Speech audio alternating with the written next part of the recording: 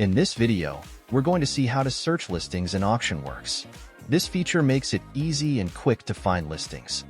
Let's see how basic search works. This is the quickest way to find items on the platform. Simply go to the search bar and type in what you're looking for and hit search button. As you can see, the results are displayed instantly, showing all relevant listings that match your search term. You can also search more precisely by using advanced search options. Click on the advanced search link below to the search bar. By entering specific keywords, you get the listings having this keyword either in title, subtitle, or description. You can also search based on different options available like category, region, price range, listing type, status, listings, etc.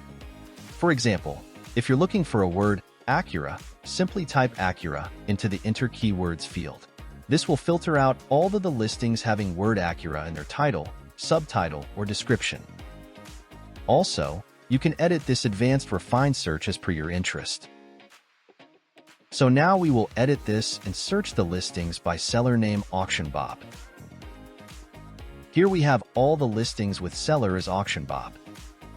AuctionWorx also provides some default search filters to help you sort and find items more effectively, such as newest, ending soon, and most popular.